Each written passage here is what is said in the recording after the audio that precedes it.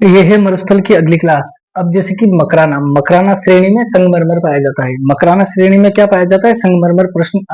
पाया जाता है, प्रश्न आएगा मकराना श्रेणी में क्या पाया जाता है, तो मकराना श्रेणी में संगमरमर पाया जाता है। 1 मिनट के लिए एक उदाहरण बता दूं मैं आपको, जिससे कि प्रश्न आएगा कि मकराना श्रेणी में निम्न में से पाया जाता है। ऑप्शन में दे देगा वो संगमरमर, फ्लोराइड, जिप्सम और अयस्क या चांदी, कुछ भी दे देगा। तो चारों ऑप्शन में सही क्या होगा? संगमरमर। मकराना श्रेणी में क्या पाया जाता है? संगमरमर। वैसे ही जायद श्रेणी में क्या पाया जाता है? फ्लोराइड। गोट मांगलो श्रेणी में क्या पाया जाता है? जिप्सम। ठीक है। और गोट मांगलो से जामसर, जामसर कहाँ है? बीकानेर में। जामसर कहाँ है? बीकानेर में। तो गोट मांगलो से बीकानेर या गोट मांगलो से जामसर के मध्य जिप्सम के कारण, मतलब जिप्सम के भंडार पाए जाते हैं, इसके बीच में जिप्सम के भंडार पाए जाते हैं, इसके कारण, जिप्सम के भंडार पाए जाने के कारण इसको हड़पन कहते हैं। मतलब अगर पूछ ले कि गोट मांगलो से जामसर के मध्य के भूभाग को क्या कहा जाता है? ऊपरमाल का पठार, अरावली की पृष्ठ छाया, हाड़ौती का पठार या हड़प्पन। तो ऑप्शन सही क्या होगा? हड़प्पन। ठीक है। मतलब धामण, धमरा और धामरा, परीक्षा में कोई सा भी नाम आ सकता है। धामण भी आ सकता है, धमरा भी आ सकता है, धामरा भी आ सकता है। संस्कृत में इस घास को, ये क्या है? घास के नाम है, मतलब एक ही घास के 3 नाम है। संस्कृत में इस घास को जयंती वेद कहते हैं। प्रश्न आएगा, जयंती वेद किस घास का उपनाम है? इनमें से कोई भी एक नाम मिल जाएगा एग्जाम में, देख। आदिवासियों के घाव भरने में और डायबिटीज के रोग के लिए उपयोगी है।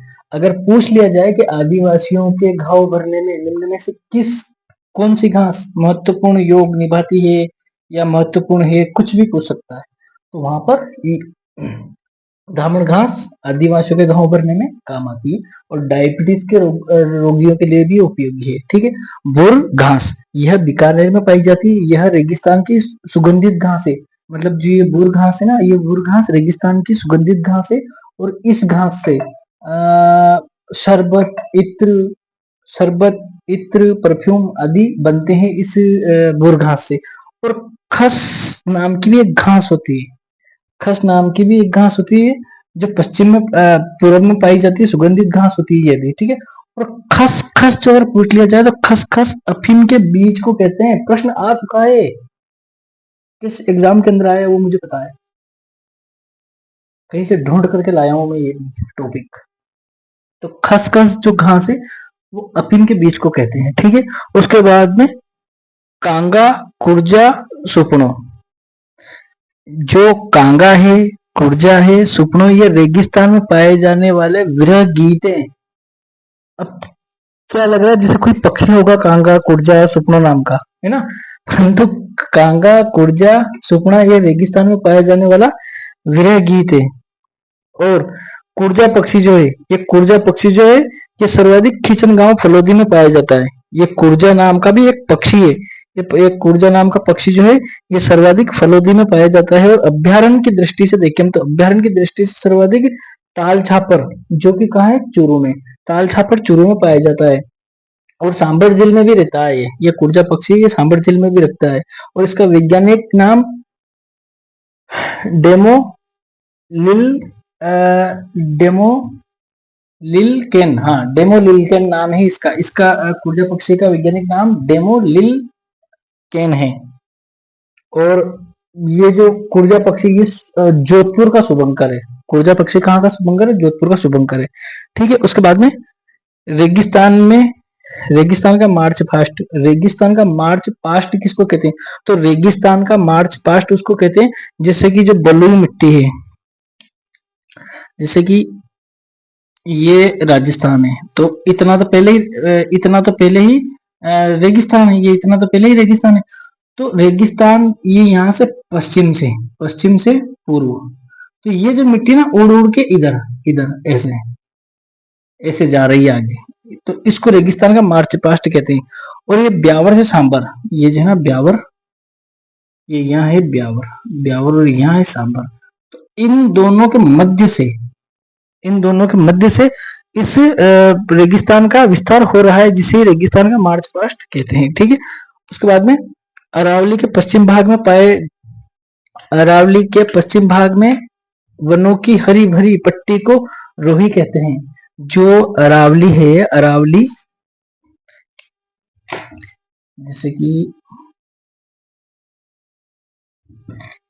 ये अरावली है, ये राजस्थान है, और ये अरावली। तो अरावली की जो ये पश्चिमी भाग है, ये पश्चिमी भाग, तो से इस पश्चिमी भाग से पूर्वी ओर, मतलब इस तरफ, इस पश्चिमी भाग से इस तरफ की ओर, मतलब ये तो अरावली है, और इसके थोड़ी आगे से पश्चिम की तरफ से शुरू होके इधर पूर्व की ओर जो हरी भरी पट्टी है, जो यहाँ की हरी भरी पट्टी है, उसको रोही कहा जाता है। ठीक है। उसके बाद में रेगिस्तान में पहाड़ी पर्वत चट्टान के मध्य बालसन झील को बालसन कहते हैं। जैसे कि ये यहाँ पर राजस्थान में, और ये मतलब आ गया अपना शुष्क मरुस्थल। ठीक है। तो इसके बीच में जैसे कि ये मान लीजिए यहाँ पर है पर्वत, और ये पठार मान लो आप, ये इस तरीके का हो गया पठार और चट्टान। चलो एक मिनट के लिए आप यही मान लो कि यही चट्टान है और यही पर्वत, और ये यहाँ पर इस प्रकार से यहाँ पर जो पानी भर गया, ये यहाँ पर इस प्रकार से जो यहाँ पानी भर गया, इन दोनों के बीच में जो यहाँ पर पानी भर गया, इस पानी के भरने को ही बालसन झील कहते हैं। कौन सी झील कहते हैं? बालसन झील इसको कहते हैं। अब इसमें हम आगे देखेंगे, रन खड़िन तल्ली प्याला टाट सर, ये अस्थायी जिले, जो रेगिस्तान में अस्थायी जिले बनती है, रेगिस्तान में अस्थायी बनने वाली जिलों को रेगिस्तान में अस्थायी बनने वाली जिलों को रन खड़िन तल्ली प्याला टाट सर कहा जाता है। ठीक है। उसके बाद में प्याला झील में लवणता अधिक, अगर ये जो प्याला झील है ना, ये वाली प्याला झील, इस प्याला झील में अगर लवणता अधिक हो जाती है, तो लवणता अधिक होने के कारण इसे सलीना या सेलिनास कहते हैं। क्या कहते हैं? प्याला झील में प्रश्न आएगा कि प्याला झील में लवणता अधिक बढ़ने के कारण उसे क्या कहा जाता है, तो वहां पर सलीना या सेलिनास नाम लिखा हुआ आएगा। मैंने एक भी नाम उसका, अगर किसी भी चीज के अगर दो नाम है, तो मैंने हर चीज के दो नाम लिखा है, आपको यहाँ पर एक भी नहीं छोड़ा है। ठीक है। उसके बाद में रन जो है पोखरण भाग पोखरण में, रन जो है रन पोखरण में, भाखरी रन मतलब भाखरी रन कहाँ पाया जाता है? पोखरण में। ठीक है। कन्नौज रन कहाँ पाया जाता है? जैसलमेर में। थोप रन कहाँ पाया जाता है? बालोतरा में। बाप रन कहाँ पाया जाता है? फलोदी में। रेडाना रन कहाँ पाया जाता है? बाड़मेर में।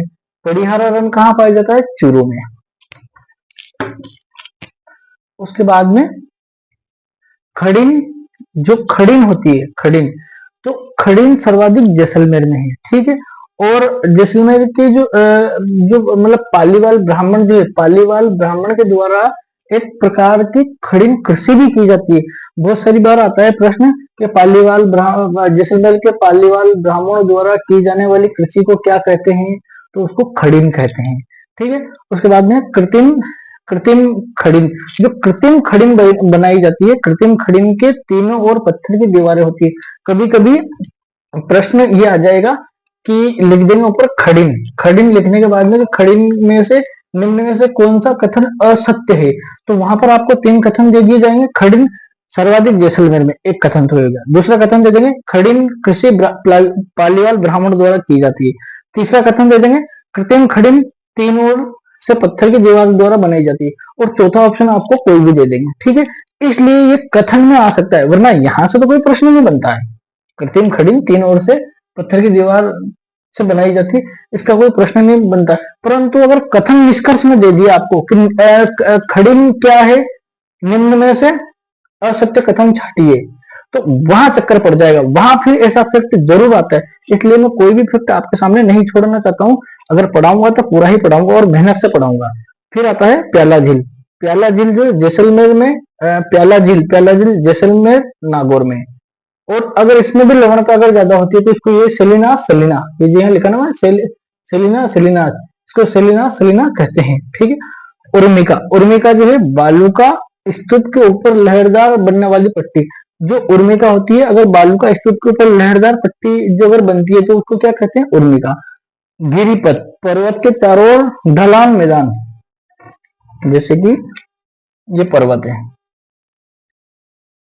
ये पर्वत है, इसके ओर ये ढलान मैदान है, ये ढलान मैदान, ढलान मैदान, तो इसको गिरिपथ कहते हैं। गिरिपथ क्या होता है? ये ढलान मैदान जो होता है इसको गिरिपथ कहते हैं। इसको, गिरि का मतलब होता है पर्वत और पथ का मतलब होता है पेड़। ये तो हो गया पर्वत और ये हो गया पेड़, तो इसके बीच में है गिरिपथ, इसलिए इसको गिरिपथ कहा जाता है। मरुस्थल में हम अब आगे देखेंगे, जैसे कि धोरे। धोरे किसको कहते हैं? रेगिस्तान में बड़े बालू का स्तूप के मध्य गैप को धोरे कहते हैं। जैसे मैं आपको अगर समझाना चाहूँ तो जो बड़े बालू का स्तूप है, जैसे कि एक बालू का स्तूप तो ये है, एक बालू का स्तूप ये है, ठीक है, ये हो गए बालू का स्तूप, ये भी बालू का स्तूप है, ये भी बालू का स्तूप है, और इसके जो मध्य का जो गैप है ना, तो इस मध्य के गैप को धोरे कहते हैं। इसको क्या कहते हैं? ये तो हो गया बालू का स्तूप और ये हो गया धोरे। ये क्या हो गया? धोरे, बालू का स्तूप। ये भी बालू का स्तूप है, ये भी बालू का स्तूप है, और जो इसके बीच की जो ये गैपिंग है, इस गैप को ही क्या कहते हैं? धोरे कहते हैं, और इस गैप को ही धोरे कहते हैं। और इन्हीं धोरों के मध्य से ऊंट के झुंड गुजरते हैं। जो ऊंट, जो रेगिस्तान का जो जहाज कहा जाता है ऊंट को, जो ऊंट के जो झुंड है, जो झुंड जहां से गुजरते हैं, वो इसी धोरों के बीच में से गुजरते हैं ऊंट के झुंड। ठीक है, अगर प्रश्न में आ जाए कि धोरे किसे कहते हैं, तो दो बालू का स्तूपों के मध्य के गैप को ही धोरे कहते हैं। ठीक है, उसके बाद में आते मरहो। मरहो किसको कहते हैं? तालाब झील की उपजाऊ मिट्टी, जैसे कि जो भी तालाब होता है या झील होती है, तो उसके जो नीचे की जो मिट्टी होती है, वो मिट्टी बहुत उपजाऊ होती है, तो उसी उपजाऊ मिट्टी को ही मरहो कहते हैं, मरहो कहते हैं। ठीक है, अब आते हैं हम अनोखा प्रस्थ, मतलब कुछ यहाँ पर अब हम देखेंगे बालू का स्तूप, कुछ प्रमुख जो बालू का स्तूप है वो देखेंगे। तो जो अनुप्रस्थ बालू का स्तूप है, तो अनोखा प्रस्थ बालू का स्तूप कौन सा होता है? जैसे कि हवा चल रही इस तरीके से, इस दिशा में, सीधी दिशा में हवा चल रही है, और ये इस दिशा में हवा चल रही, यहाँ पर ये झाड़ी, ये झाड़ी, ये झाड़ी, ऐसी झाड़ी, तो इस प्रकार से आड़ा, इस प्रकार से आड़ा लंबवत बालू का स्तूप। तो इस प्रकार से जो लंबवत, ये इस हवा के लंबवत बन रहा है, समझना बात को, इस दिशा में हवा चल रही है और हवा के लंबवत, ऐसे आड़ा, हवा के लंबवत जो बालू का स्तूप बनते हैं उनको अनुप्रस्थ बालू का स्तूप कहते हैं। इसे अवरोधी अवशिष्ट समकोणीय पवनामुखी बालू का स्तूप कहते हैं। जैसे कि अवरोधी, अवरोधी क्यों कहते हैं? क्योंकि हवा तो इस दिशा में चल रही है और ये लंबवत बन रहा है, यानी कि इसके अवरोध, इसका अवरोध कर रहा है। मतलब जैसे कि यूं जा रहे हैं, आपको उधर से कोई रोक रहा है तो वो आपका विरोध कर रहा है, वैसे ही ये अवरोध करता है। ठीक है, तो जो अनुप्रस्थ बालू का स्तूप है, अनुप्रस्थ बालू का स्तूप में हवा इस तरीके से चलती है, सीधी चलती है ऐसी, और ये जैसे कि सीधी चल रही हवा, और ये इस प्रकार से जो बीच में आके लंबवत, लंबवत, ये हो गया लंबवत।